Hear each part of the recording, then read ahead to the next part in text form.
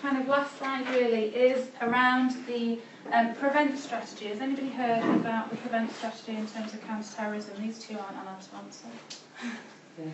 Yeah? Okay. You will hear of it every single day pretty much at the moment, even if you don't realise that that's what you're doing. Prevent is one strand of the contest strategy, which is the Home Office's and the government's counter-terrorism strategy. And it works around 4 Ps as prevent, pursue, protect and prepare.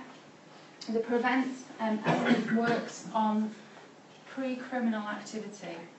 So some of the people we're identifying through the prevent strategy have never ever done anything criminal at all. And actually what we're trying to do is stop them from doing that.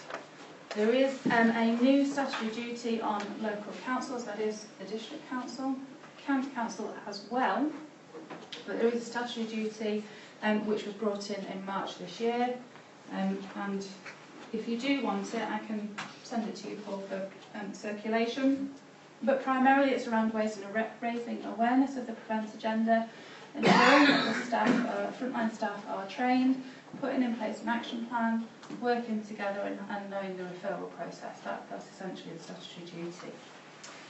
So it is about identifying those who are at risk of radicalisation of extremism, terrorism or serious criminal activity. I'll put the definition of extremism in the slides for you. In terms of CTLP, and this is where I would bring back Facebook, the CTLP is a counter-terrorism local profile that we collectively put together on an annual basis. And you will get an email from me kind of December, January time saying, what anecdotal information is there out there around community tensions? Some of that will come from Facebook. So if you are seeing these things happening, either let me know as they're going through, or let us know when we send the questionnaire out in December, January, because we've got the hard stats, we've got intelligence analysts who are looking at the very serious high-level counter-terrorism intelligence that's coming through. But what we need to know is that anecdotal community tension information that we might not have picked up on. Certainly down Catterick, Colburn, that Sean and Kev and Gary down there are very, very good at picking up on any potential community tensions with the communities that we have down there. But it might be anything that's creating the tension that we can feed in. Could you just comment on that? There was a case on the sports ground in Catterick where some of the travellers came and actually parked across the thing. Straight away it was on Facebook, you know, da-da-da-da-da. And normally you'd expect them to hound them out, but they didn't. The police went and had a chat to them and so on.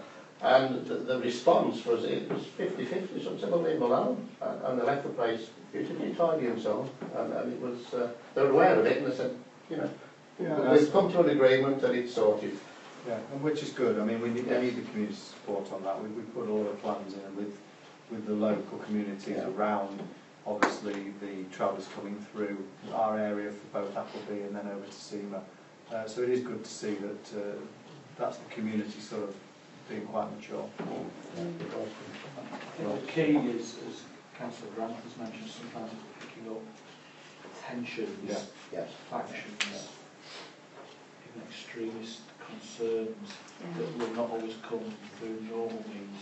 On the social media side, we're really lucky that we've got a great community within Richmondshire who are able to share those concerns through all sorts of different mediums that will then, you know, we have one agency, but there are others as well, where we can get that early intervention and look around. To say that that incident I was referring to as an example, when I did report it to North Yorkshire Police, I was steered towards an intelligence officer, some sort from York, and he questioned me about what I was telling him, and I thought, well, that's how it should be, isn't it? Came from there, through me, through the back door to where it should have gone. Yeah. So, but again, sometimes what's key to all this, again, keep this, you know, local as well.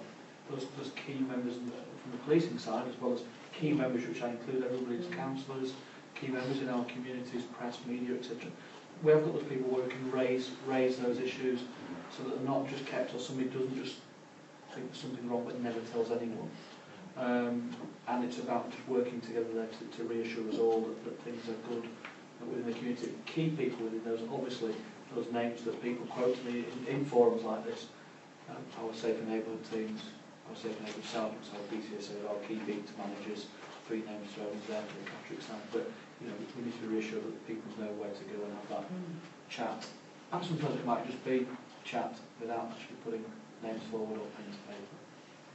I think the other crucial thing for me though is if you do have concerns about an individual who you believe may be at risk of being radicalised to extremism, terrorism or serious criminal activity, is don't be afraid to let certainly an officer know, because it doesn't mean that there'll be the armed response team bashing down the door with a big red key.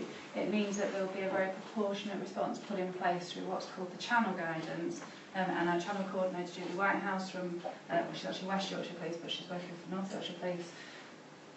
All this is safeguarding. It is no different to risk of anything else, and we would put those safeguarding plans in place.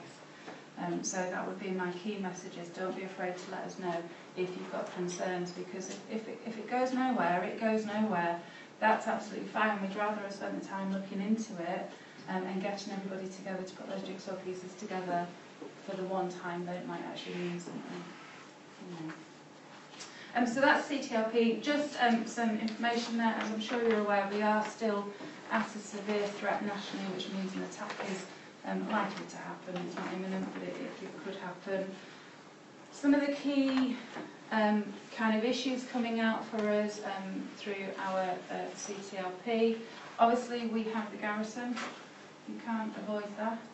And that could potentially be a target if somebody wanted it to be, and the different communities, and indeed the increasing communities that are going to be on that garrison over the next couple of years or so, you know, potentially will build some tensions there. ERW extreme right wing, that's always kind of featuring for us, North Yorkshire wide actually, not just for us. And a reasonably new one is around the fracking agenda. Extreme anti-frackers causing as much disruption as they possibly can is a potential threat going forward. I don't think we've got any identified sites in Richmondshire, have we? Nothing in Richmondshire. As yet. But that's a new one coming forward. It's not just necessarily about the images you see on the television in terms of terrorism. It's around any extreme activity that will cause major disruption to communities.